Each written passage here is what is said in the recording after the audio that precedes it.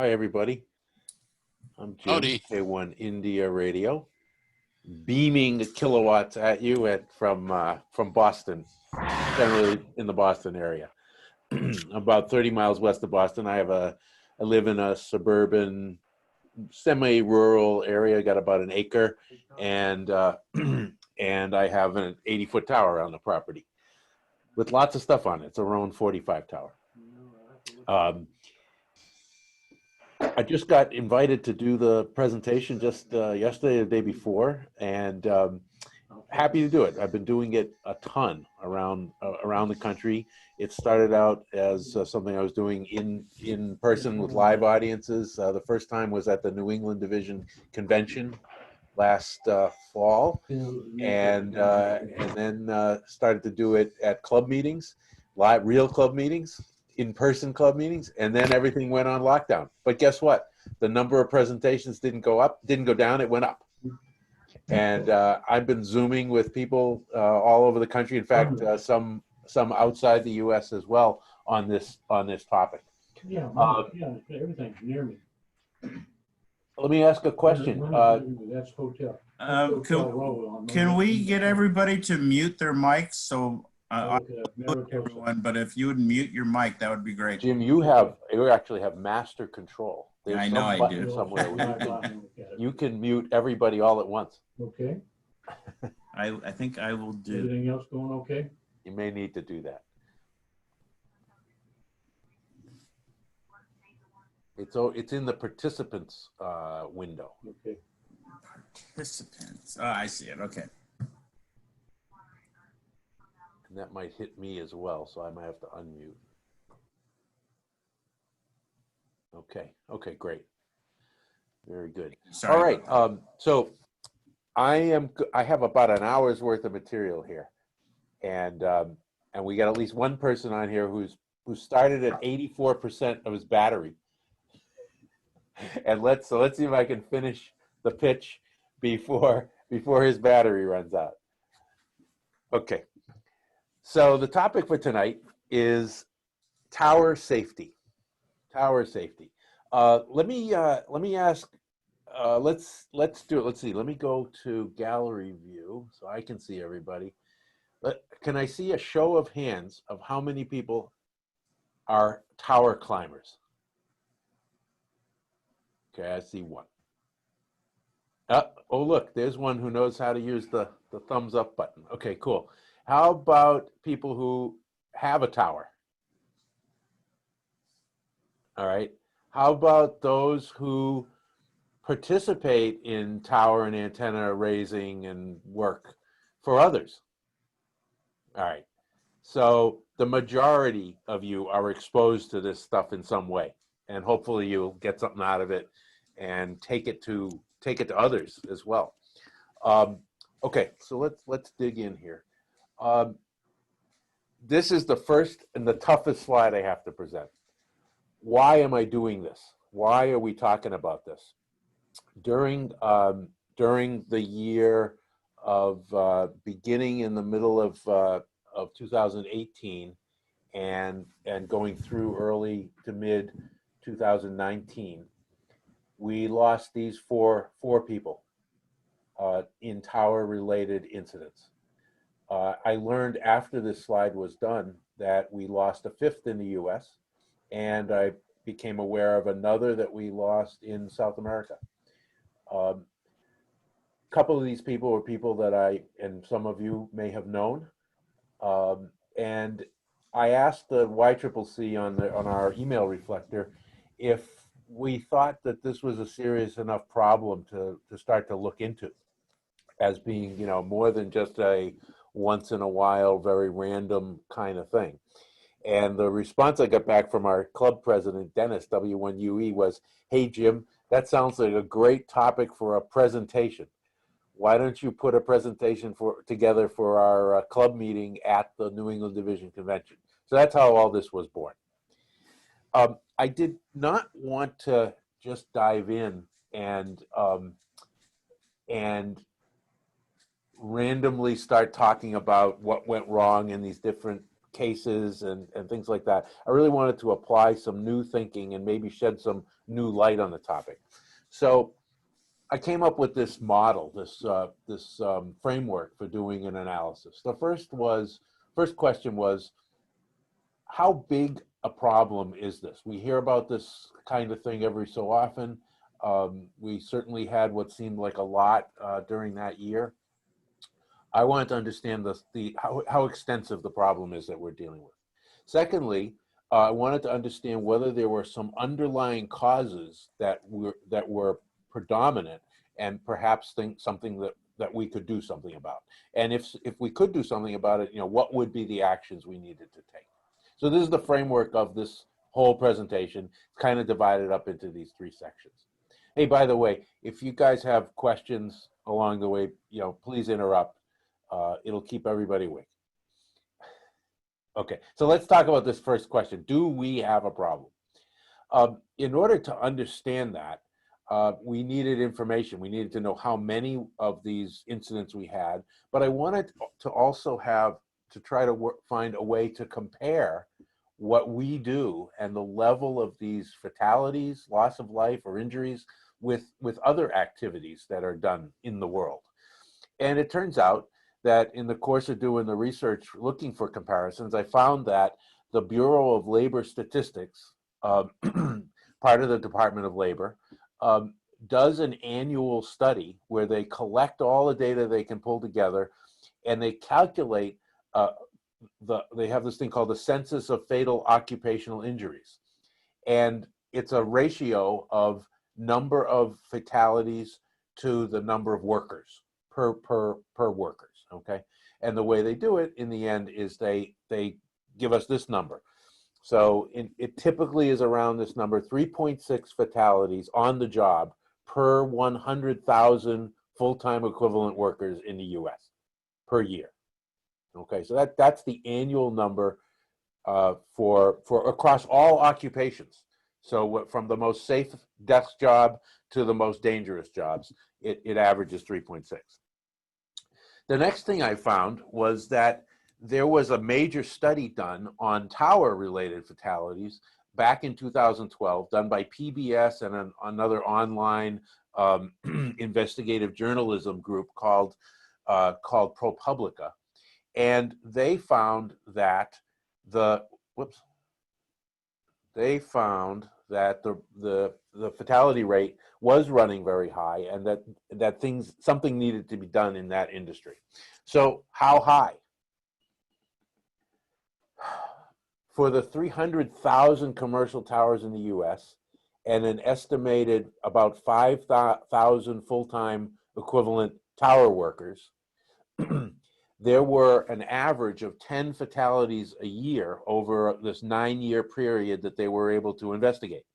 And that comes out to 199, almost 200 fatalities per 100,000 full-time equivalent workers.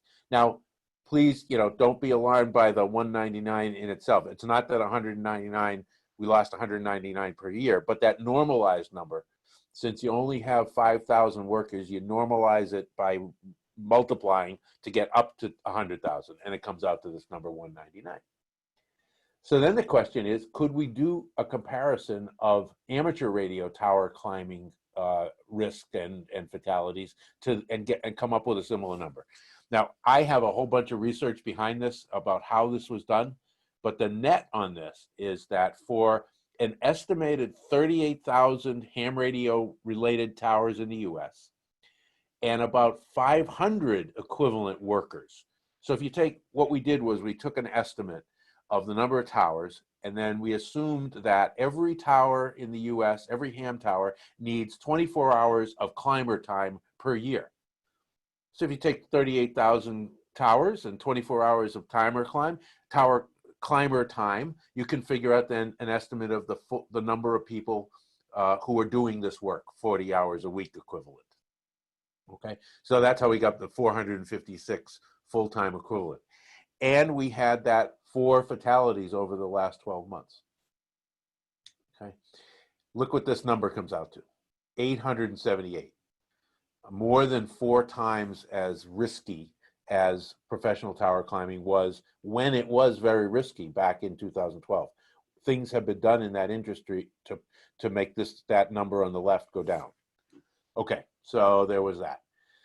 Then I also looked at another activity that people do that's also considered risky, and that was skydiving.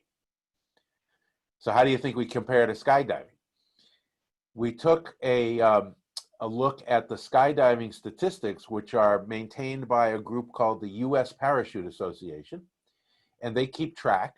And they had, for 2018, they had a ratio of jumps to fatalities, basically. So 1 in 250,000 jumps resulted in a fatality. If we take the same kind of approach in the amateur radio world and we count, instead of jumps, we use climbs. And here what we did was, he said, for those 24 hours per year of climber time, that was representative, that it was 4 climbs per year. So that's 152,000 climbs per year, and our 4 fatalities gives us a ratio of 1 in 38,000. So again, that risk level for the amateur radio world is quite a bit higher than it appears to be in the skydiving world. I'm not going to delve into all the data, the details of how we got to this stuff, but I have it, and if anybody has questions about it, we can take those later. Okay. So we've got 4 times as risky as commercial tower climbing and 7 times as risky as skydiving. We can conclude, I think, that we have a problem. Okay. This was based on the data for that 1 year. So we have reason to suspect it might be high for that because of that. And I'll talk in a second about a much greater pool of data that we did analysis on. Let me break for a second here and ask if anybody has a question.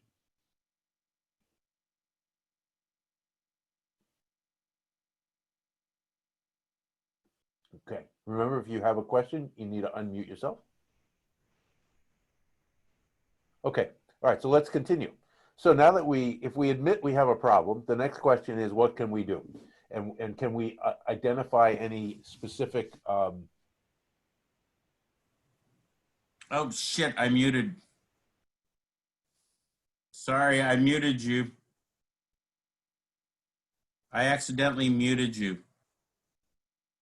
yeah, no problem, no problem. How much did you miss? Okay, not much? No, not much. Okay, all right. So we're going to now look at what are some of the underlying causes for these fatalities. And in order to do that, we needed more data. So this chart here shows the 14 incidents that I was able to uncover through internet research going back to 2000, which resulted in fatalities. There are 14 incidents here, and there are 16 fatalities. They're all over the country. They are hams with different levels of experience. They are different ages. I didn't include the age of the people, but there was a significant range of age. Okay, and I want to also make a comment. If we're talking about 14 or 16 individuals over a period of 20 years, it doesn't sound like a lot, but one of the things that I think we should all recognize is the possibility that fatalities are a proxy for injuries that are occurring. So for every fatality, there's probably a lot of stuff going on that results in injuries, and those numbers could be much larger. In fact, there's a little bit of data to back that up. When OSHA looks at fall-related fatalities that occur on the job and they're related to falls, they found that for the reported injuries, they collect data both on the injuries and on fatalities. So they were getting 183 injuries reported for every fatality. But there's also additional data which says that, guess what? They don't get very many of the injuries reported. There is additional outside research that says that 65 to 80% of injuries actually go unreported. So the ratio could be 1,000 to 1 for injuries to, injuries to fatalities. So what's that ratio in our world? Who knows? But it's probably not small. And I think it just gives us more motivation to look into the problem. So with that in mind, along the way, I did find some well-publicized serious injuries. So we added these injuries to the data set that we were looking at. And so what you'll see now is some data that analyzes the 19 different incidents since 2000 and breaks them down in different ways. Okay, the first way that we're breaking them down is what actually happened. What was the cause of the fatality or severe injury? And you can see there's two big chunks, the red one and the yellow one here. The red one is fell with the tower attached. So the tower was falling, the climber was attached to the tower with a belt or something and lost his or her life as the tower fell to the ground. The yellow is free fall. The yellow is the tower was up, the person on the tower was not able to stay on the tower and fell to the ground and lost their life. And then there were two other causes of death. One was electrocution, and the other was being injured by the tower. Somehow something happened. Tower didn't come down, but they got severely injured. Okay.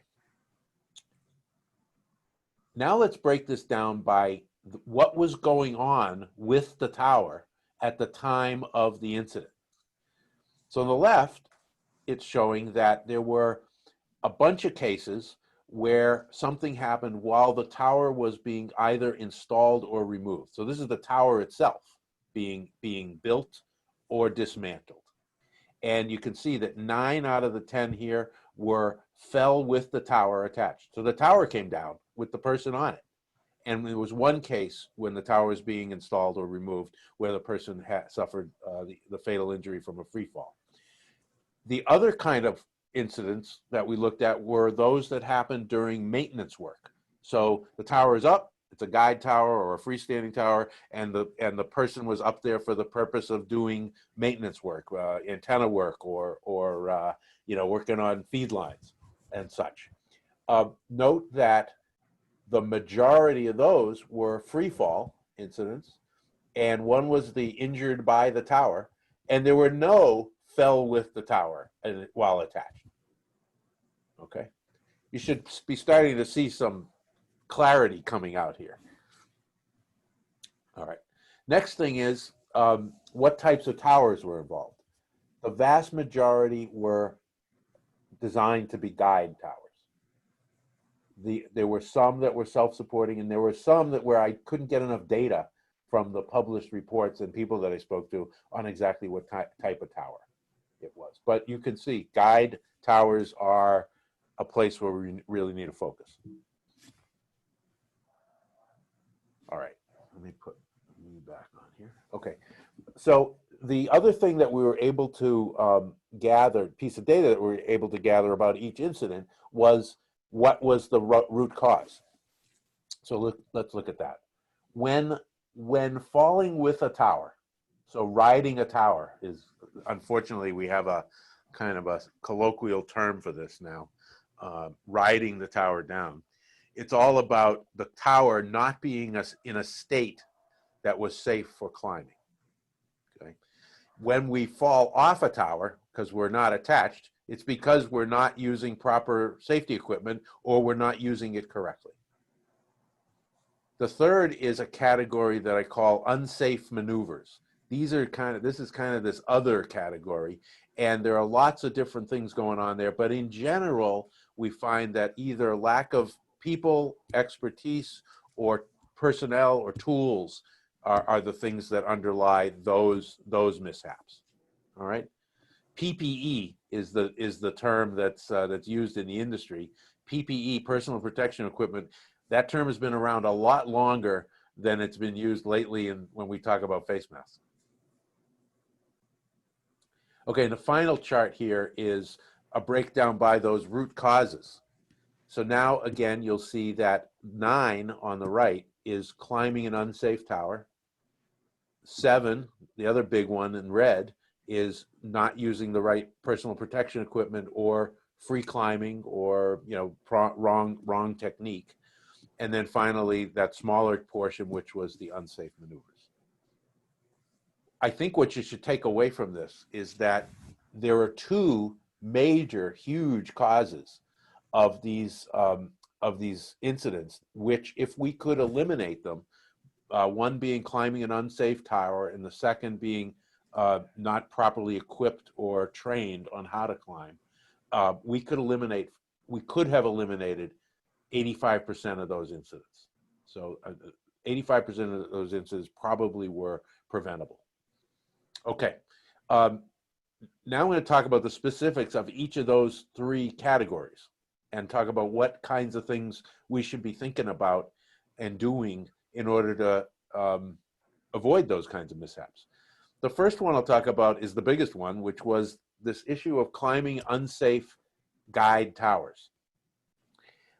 During the construction and dismantling of a tower, of a guide tower, there's a point when the tower is not very high, and when it's, you know, in the early stages of construction or in the final stages of dismantling, when we actually make the tower unsafe for climbing.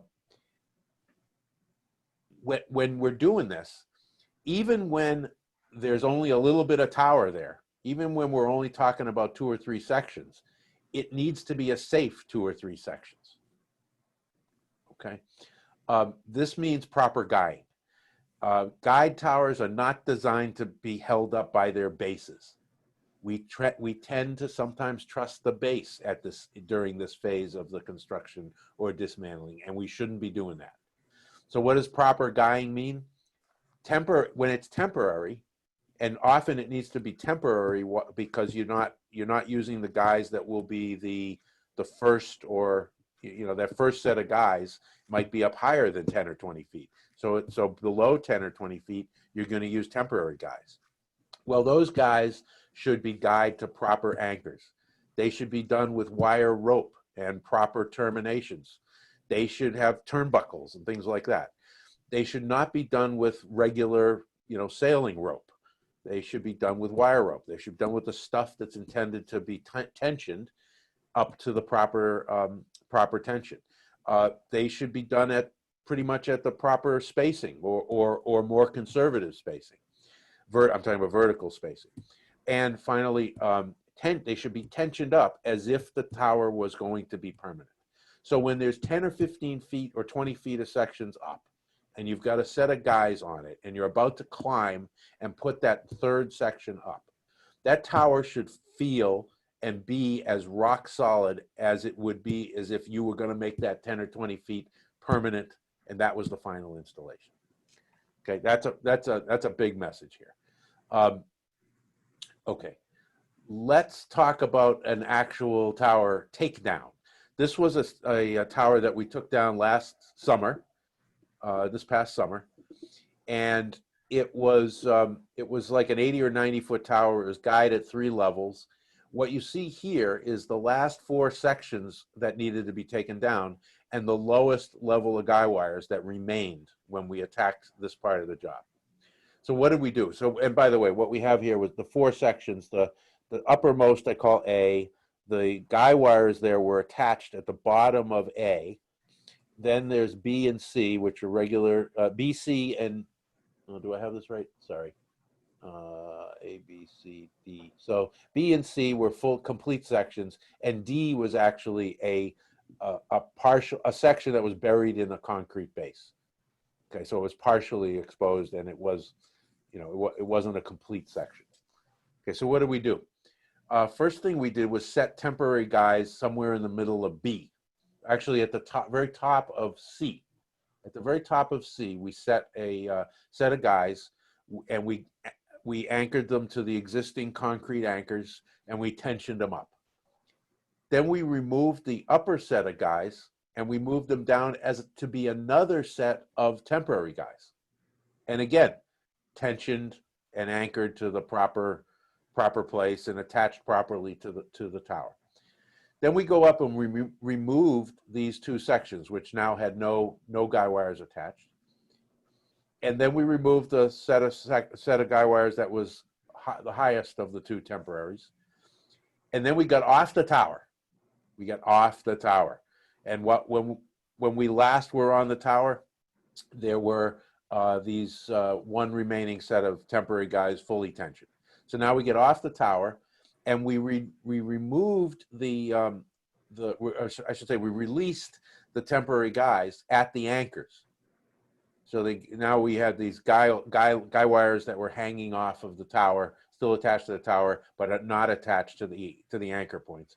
And then we cut the tower down and tipped it over with nobody on it as the final step. Okay, so we were always on the tower with at least one set of temporary guys in place, and sometimes with two. An important point about bases. Let me clear this so you can read it. Which base do you trust with your life? Some incidents involve a problematic base. This we know happens, and mainly it happens during takedown, during removal. The base can have corrosion problems. The base can have all kinds of problems. And especially if you are visiting another ham who, you're helping take down a tower that you don't know anything about. What do you know about that base? Not much. So here are some pictures of what people found at bases. This corrosion is at below grade. If this hadn't been dug away, it might not be visible at all. And clearly trusting that base wouldn't be something you want to do. Here's another one. I don't know what this is. This doesn't look like original manufacturer's stuff. So I don't know whether we trust this. I don't know what this is. I mean, this is all typical stuff that you find out there in the world. This last one is the base of the one that we took down, the base of that tower that we were just talking about. Look at the way it's done. The concrete is inside the legs. I've never seen this before. By the way, when we did that takedown, one of the first things we did was we pounded a small thin rod, steel rod, into the ground here near the base of the tower, and we did it out at the 3 anchors to make sure that there actually was concrete there. The ham that had us over, we had never met before, and he said, oh yeah, that's concrete under there. Don't worry, it's fine. That wasn't enough for us. We wanted to know for sure. Okay, all right, let's keep going. Let me take a break here again. Any questions on this issue of making a guide tower safe and it being safe from the first section that goes up to the last section that comes down in a takedown?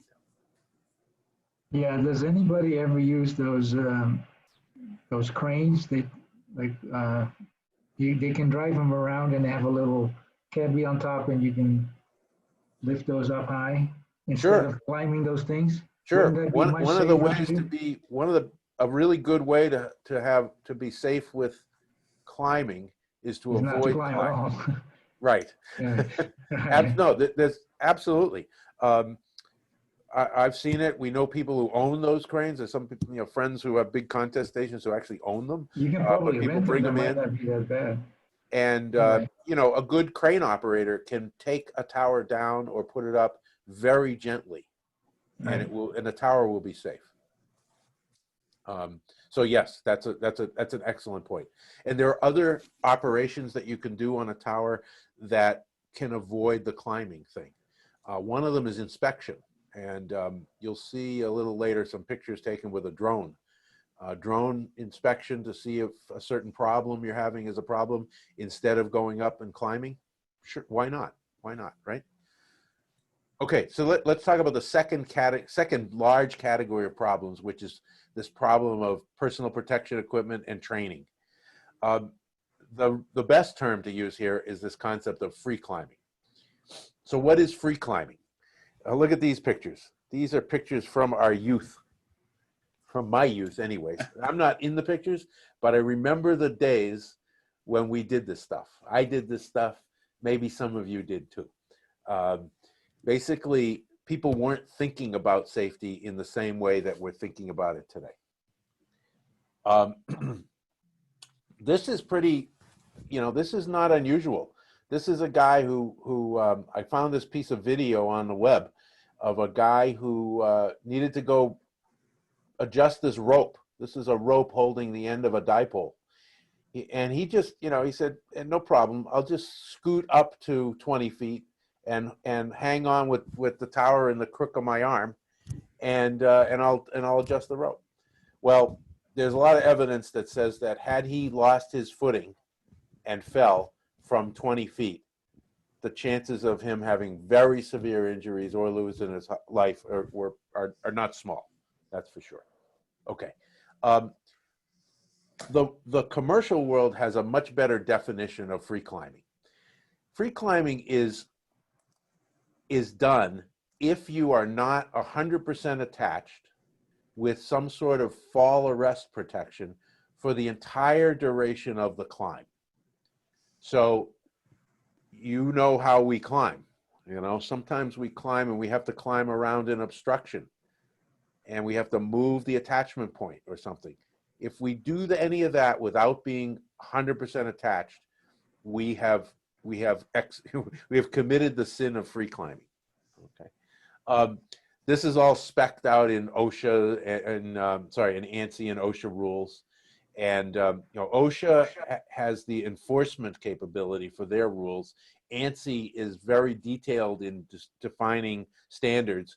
They are not generally enforced, but they are generally considered to be the gold standard in industry around safety. Okay. And here are some pictures that I pulled again from the web of what I think are people in various states of free climbing. So here's a guy. I could not find anything but a tool belt on this guy. Here's a guy who is involved in putting an antenna on a crank-up tower, and he ran up there to help out with a rope or a feed line or something, and he has nothing to keep him attached to the tower. What's coming up in a few weeks? I think that would be field day, right? So look at this picture. This is very reminiscent of many a field day that I've attended. We've got a tower that was pushed up. It's anchored with some ropes, and it may be, who knows what those anchors are out at the three ends of the rope. They might be tent pegs. And then we've got a guy at the top of this tower who's swinging around what's called a positioning lanyard, and he's not yet attached to this tower. And by the way, I don't think any of the people on the ground are looking up at that guy. They're not even paying attention. Okay, sorry. and here's another kind of a clone of that same scenario. Here's a guy who looks like he's properly doing some of the right stuff, but he is not properly attached. He's wearing a full body harness, but he's only using a positioning lanyard, which I'm going to talk about in a few minutes. Here's another fellow strong arming a Yagi up the side of the tower. And this guy here is standing on the top plate. He's got two short little positioning lanyards around the mast, and that guy is me. And that's a picture taken in 1997, I think, of me up on my tower. My tower started out as a Roan 25. It's grown into a 45 over the years. All right. So let's talk about what's done right. 100% attach is only possible using the right kind of gear. Two things are needed. One is a full body harness, and the second is what's called a dual fall arrest lanyard. And you'll see pictures of this stuff as we go. 100% attach is not a guideline, it's a requirement. And it's not possible to do without this concept of the dual lanyard. And I'll show you how that works in a second. Okay. I'm going to do a little demo here. I sometimes do this in another part of my house, and I can actually do the live demo, but today we're doing it with pictures. So anybody recognize this thing? This look familiar? That's a lineman's belt. It's leather. It's got some loops around the waist for tools. It's got two D-rings, one on each side of your waist. and you use a lanyard, this leather lanyard with 2 hooks to hold yourself to keep you semi-attached to whatever it is you're climbing. I did some research on this thing, and I was actually able to find somebody who was selling these. They were manufacturing these in the, I believe it was in the 1870s, 1880s. When were we doing telegraph? And there were wires, right? So if there were wires that were held up on poles for anything at all, or people maintaining electric wiring that was up on poles. These things were so this is kind of an old device. What's happened over the years is that there's been a recognition in industry that the safety around this device is pretty limited. There are ways to really get into trouble using this thing, particularly when you're in transition. If you have to move that lanyard to get to another place in the tower and then reattach it, that moment when you're not attached is a real unsafe moment. There have also been cases reported where people have fallen from whatever it was they were climbing because they actually slipped out of this thing. So that they were kind of attached. The lanyard was around the pole or whatever, and they fell, and they got positioned in a way that they slipped out of the belt itself. Not good. So this big thing has become illegal for professional tower climbing. It is still used in lineman's work, although avoiding climbing is a major strategy in that world, and they try not to use these as much as possible. Okay, then that same type of arrangement was upgraded and improved and was OSHA approved. This is an example of it. This is the same belt that I was using in 1997. One of the additions here is the thigh, the loops that go around your thighs, and you tighten them up, and it's all attached together, and that certainly eliminates that problem of slipping out of the belt. And on the right-hand side of this, you see hanging down a positioning lanyard, which is just a rope and some carabiners that I used and put around the tower. And on the left is another thing, which I'll show you in a little more detail in a second. There's the positioning lanyard. And this is the dual lanyard. This is what I would use while climbing. So this is attached at a D-ring that's at your belly button. And I would use this and hook onto a rung with one of those cattails, or whatever I think they call them cattails. I'd connect to one, and then I would climb up a couple of rungs, 2 or 3, and I'd connect the second one, and then undo the one below and move it up. So this was, in effect, implementing the 100% attach. Okay, so you're always attached with at least one of those. However, OSHA and others determined that the belt-only kind of mechanism isn't really particularly safe in the event of a fall. If you fall, and let's say you fall 2 or 3 feet, and this rope that I was using here stops you. Well, first thing is you stop, and you're attached at your waist, and you're going to put a huge strain on your back. There'll be a lot of back injuries as a result of this. Second thing is, that kind of rope, you would stop real hard, real fast.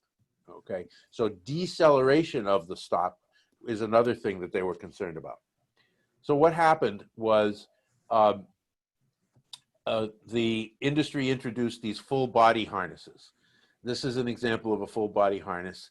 The 2 padded straps you see up top there go over your shoulders.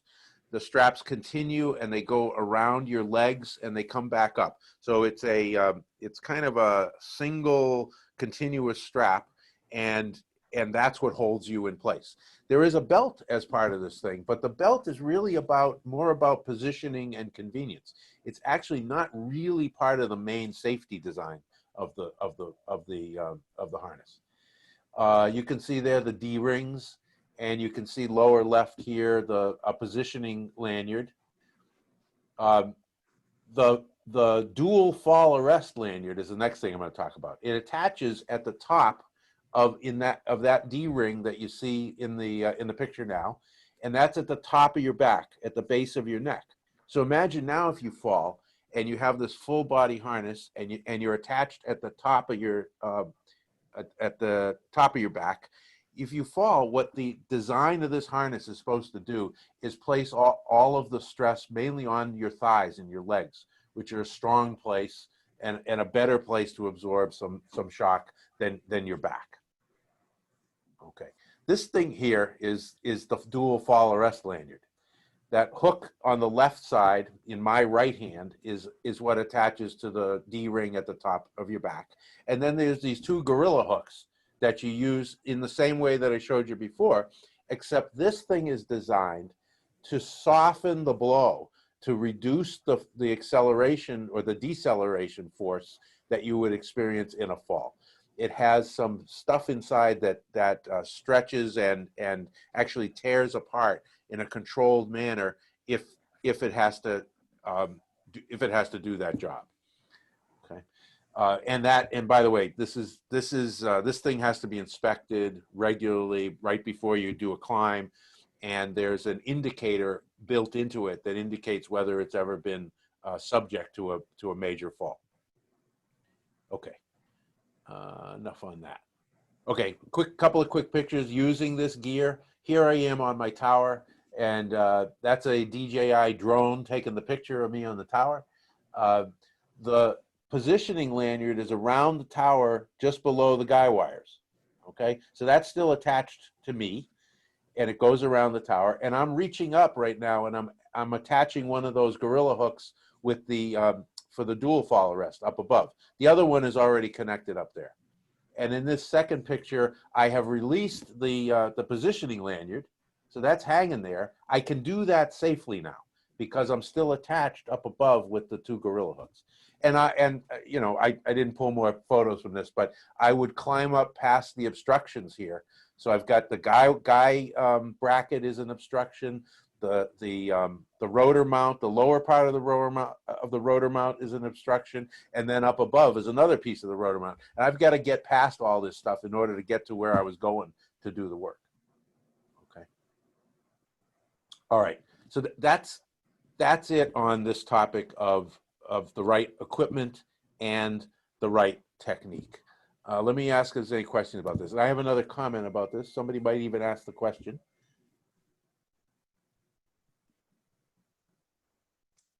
Nope, no questions. Okay, the comment was, this is not the only way to climb. This is not the only safe system for climbing. There's another one that's used quite commonly in the commercial world, and it's this system where you have a taut steel wire rope that goes from the top of the tower to the base, and it's anchored very safely at the top and very safely at the bottom, and you hook yourself onto that with a special device that only allows you to go up. It slides up easily, but when you if you were to fall, you would immediately be stopped with only an inch or two of change in position downward before the thing locks in place. And when you want to go down, you have to manually do an operation to loosen that up and allow it to go down. So that's another system. It's a very convenient system. It eliminates all this double gorilla hook stuff. It's a nice way to climb. But on ham towers, many ham towers that have multiple obstructions going up and down, that is a more difficult system to make effective in that kind of environment. Okay, let's continue. The last category that I wanted to talk about is this area of unsafe maneuvers. They come in all flavors. Here are two examples. The first is a team of several people are putting up a maybe like a 30-foot antenna support. And the way they're doing this is it's going to be house bracketed. And so there's two people on the ground who are pushing this thing from horizontal to vertical. And the third person is up on the roof and is going to catch it and pull it in. And then they're going to somehow attach it to the side of the house. Well, it didn't go well. The structure got out of control. It fell on a nearby power line, and all three of them were holding on to this thing at the time, and they all lost their lives. Lots of factors probably came into play there.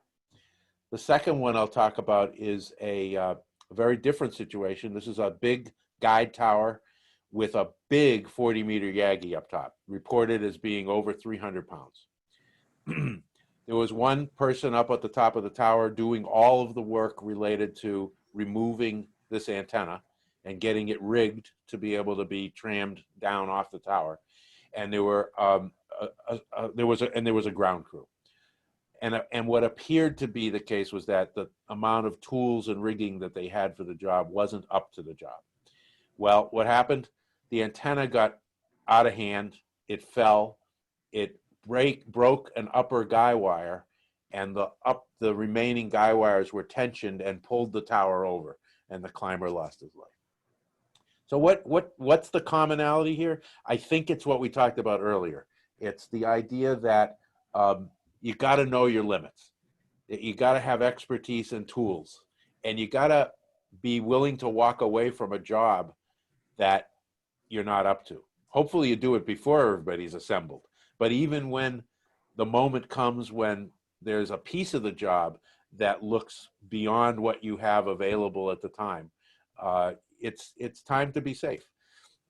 You know, a choice, you know, we've all run into these situations.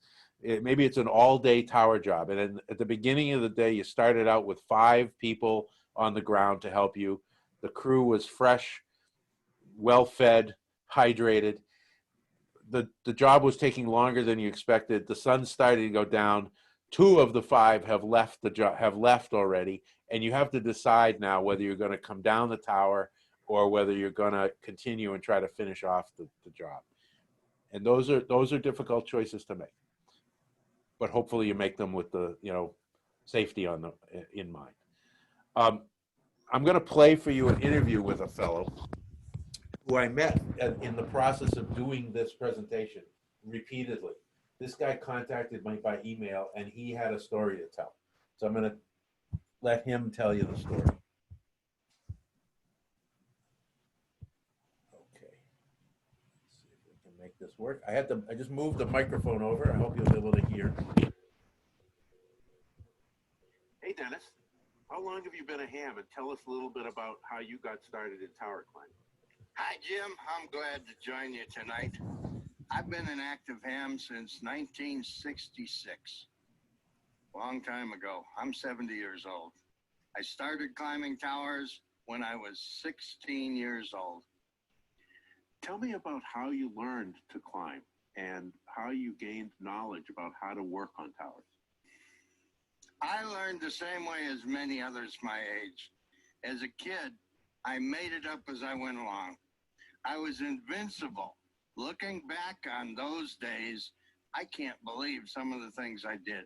I just bought the towers and put them up. I had no help. I suggest you get an Elmer, somebody that knows how to do it. Somebody like yourself that can tell you the right things to do and the wrong things to do. I just winged it, and I was lucky up until 2012. Tell us what happened in 2012. Oh, Lord. Well, in 2012, I was taking down a 50-foot guide tower. I was working alone. I didn't tell my girlfriend I was outside. I was belted in at 30 feet. I had it down to 30 feet, and it was guided 30 feet. And the tower guys were still attached. It had been a long day. I had done this job many times before, and I knew what I needed to do next. I should have put guy ropes at 20 foot, but I didn't. I made a bad choice, a choice that changed my life forever. I decided to trust the base to hold the tower up while I completed the job.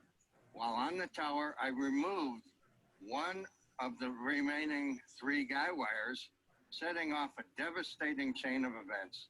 The tower came crashing down with me on it. It happened that quick. I ended up with a blown shoulder. The right elbow was gone, broken ribs, pelvis, and hip. I'm permanently disabled as a result of that one tiny decision. I was lucky though. Had I been on a different side of the tower, I would have been crushed and would not be here to talk to you today. I hit a 4-foot diameter tree trunk.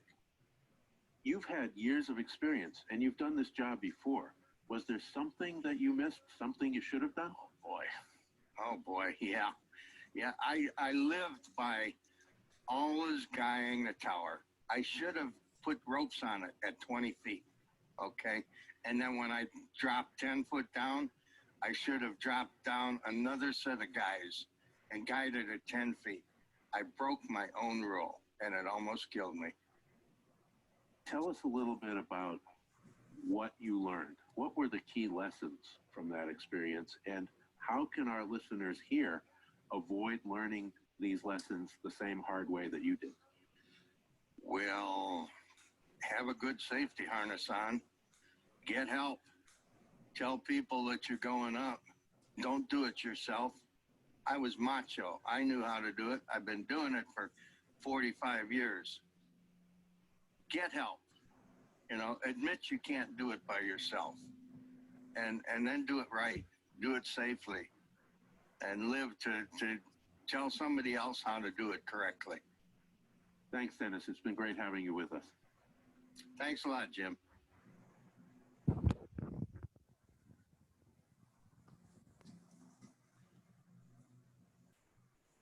Okay.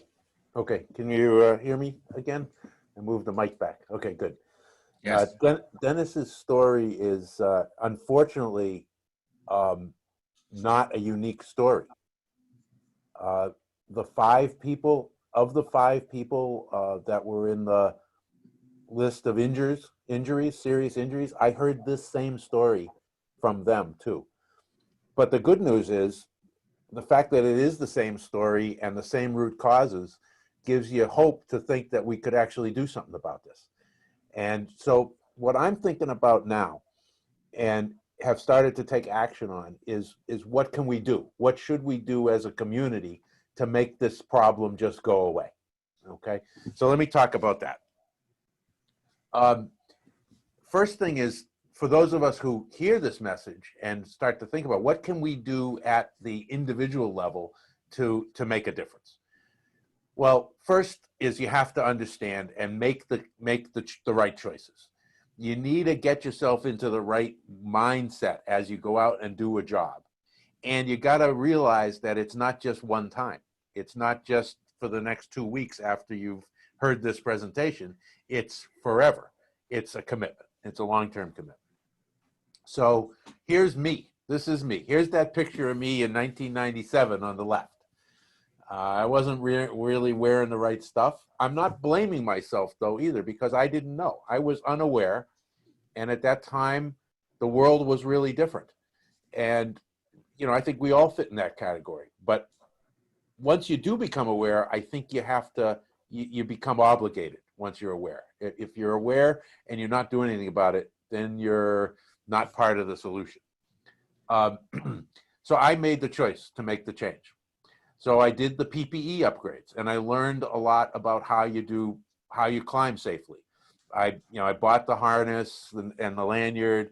I got the helmet going, shoes, gloves, all these different things. The hard cost, the dollar cost around that was about $500. Most of what I bought was used.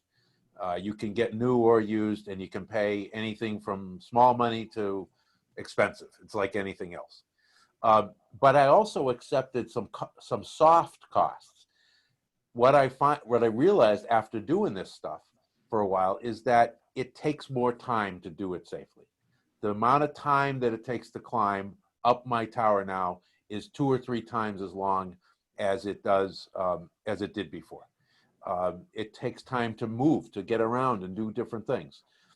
But I just decided that this was the cost. And so a job that used to take half a day might take 3/4 of a day or a full day. But it's not just making the changes at the personal, individual level. We need to be thinking about this across our whole community.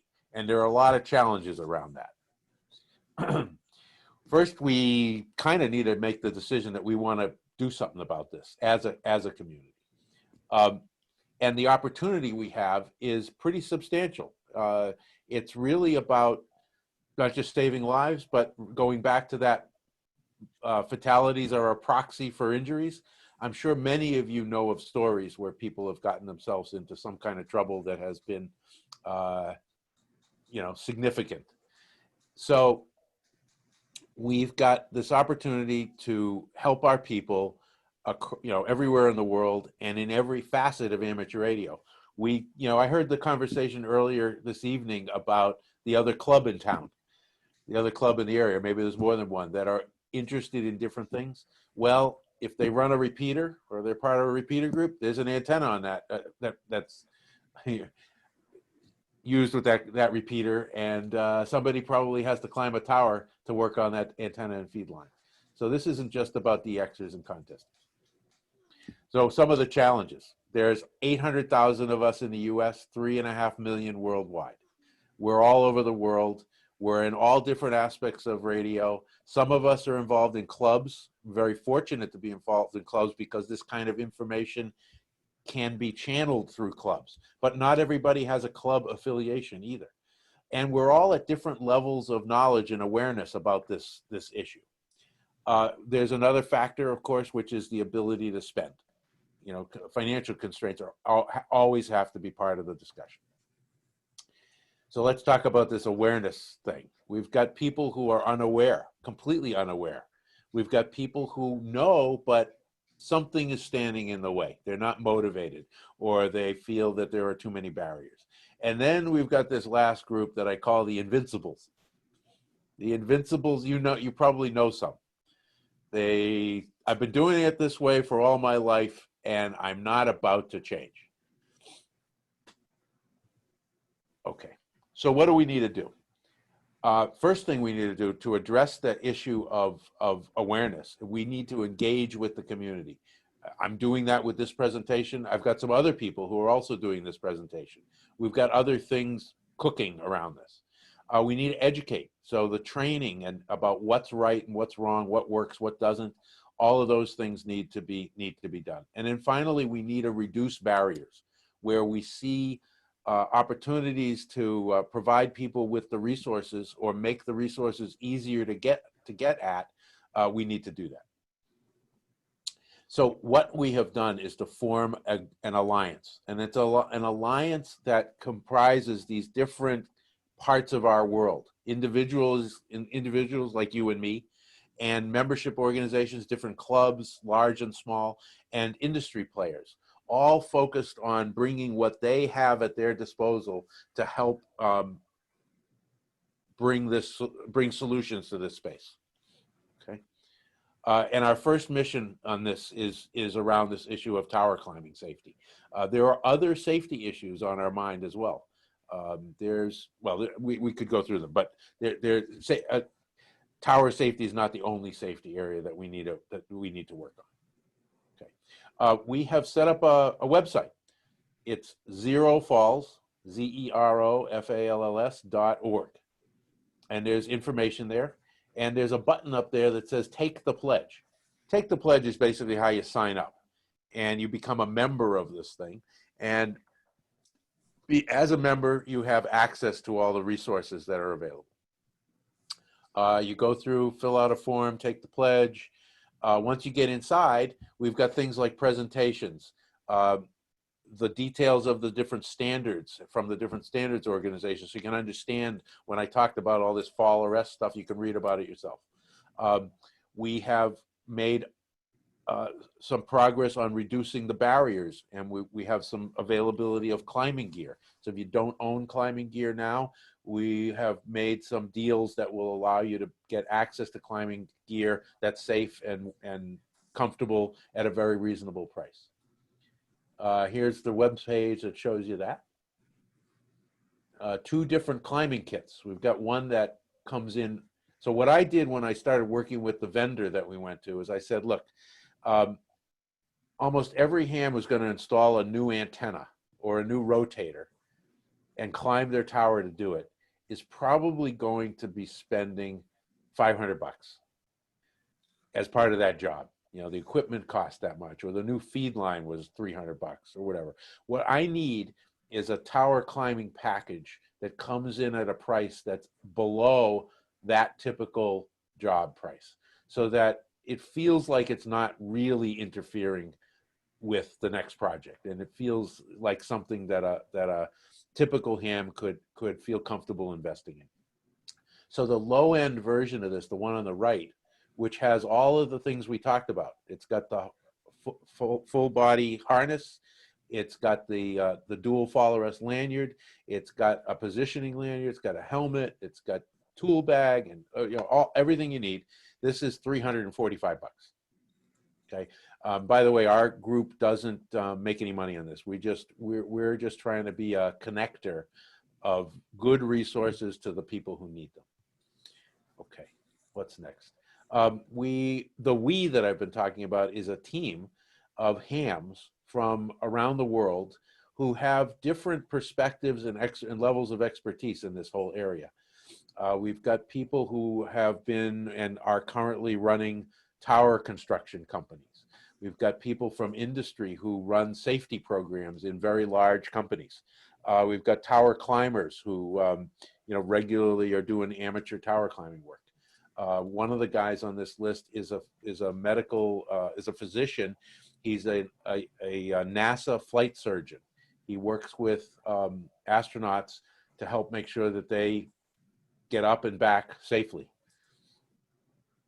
The clubs and membership organizations that we're talking about, a bunch have signed up. This is just a few.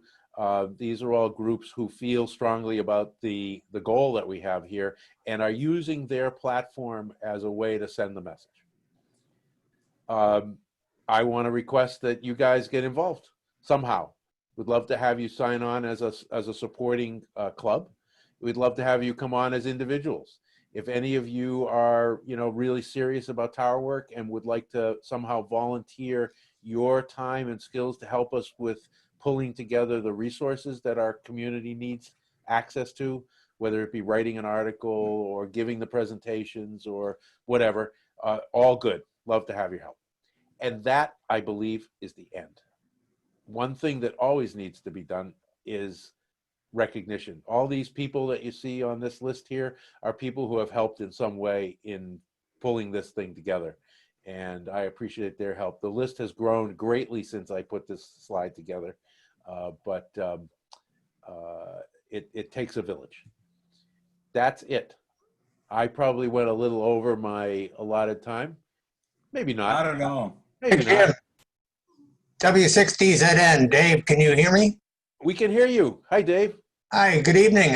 I've been a tower climber for 65 years and I have a question about cable. I have a crank-up tower, 5-section HDR 89, and want to know if the cable can be trusted, or do you put tower section blocks in for the crank-up type towers? Do you have any advice on that, and how long would you trust a wire cable? It looks perfect. It's been lubricated. It's 35 years now. It's been lubricated twice a year. Had stacked Yagis and a 3-element 40 on it. Now there's just a 5 and a 3-element 40 on it. Yep. Question is it safe to trust that cable, or would you block it? Which is what I've always done, but Yeah. and then back the tower down onto the Well, block. that's clearly the right answer. The best answer is the best way to work on it is when it's fully nested, and it can't fall. Second is with blocking. And I think most of the, so first I want to say this. I did all this research. I am not a uber trained professional tower climber. So I make comments here with that qualification. The people that I know who climb would not climb an unblocked extended crank-up tower, probably at all. If there's a case where they have to do some kind of work on the tower while it's extended and they can't block it for some reason, and even blocking is not something that that most of the climbers I know like to do. They don't feel comfortable with it and try to avoid it. And they do bring in the crane or the bucket truck to come in and do some work that needs to be done in that environment. Actually, at least 2 of the incidents that are in the data that I have are finger and foot serious injuries that resulted from a crank up, something going wrong. It's not necessarily breaking the wire. It's, it can be something, whatever mechanism was used to hold it in position, having a problem. And it doesn't take much, because you're often, I imagine, one would be sticking their foot in a narrow space. And if the thing only moves 6 inches, it could be a real serious problem. Thank you. Great Did I presentation. answer the question? You bet. Thank you. All right, thanks. What else? Anybody else? I did have one text message. I put it on chat also, where you could buy the equipment, but I think you had a slide for that. Yes. So what you should do is, we don't have the purchasing automated. If somebody actually, if you want to investigate, the data about the packages is all there and the price, but you got to email me and I'll hook you up with the vendor. And the vendor, by the way, the vendor is a company called, starts with G. I forgot the name of the vendor. No. I hate it when that happens. They are the largest supplier of fall arrest, fall protection gear in the U.S., and they have presence around the world. They sell many millions of dollars worth of this stuff. And when I called and spoke to them, they said that they really hadn't heard about the amateur radio market. They had worked with other small markets. One other small market they talked about is the WISP market. Anybody know what a WISP is? Wireless ISPs. Basically, they're these small providers who can cover a small geographic area essentially with 2.4 gigahertz long distance dishes, and they get you some internet service where wired service isn't easily available. And a lot of the people who do that, who are in that business, are small mom and pop shops and don't have much money to spend on safety gear, or they don't want to spend the big bucks. So these guys put together a package for them, or multiple package. And we talked, the kinds of things that we do are a little different, so the kind of package that we put together is different.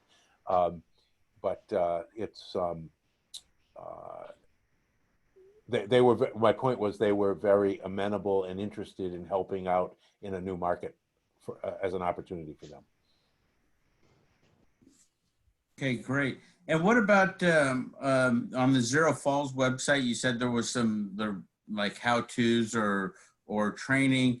Are those OSHA standards, or are they? We're just starting to get that thing populated. There isn't that much there yet, so stand by. Some of it's coming. For example, one of the things I'm working with somebody on is like a quick reference card, a sheet that we could provide in laminated form that you would have on site when you're starting a job. Just some things that you want to try to remember. Yeah, you bring the thing out, you go down the list, and does everybody have a hard hat? Yes. That kind of stuff.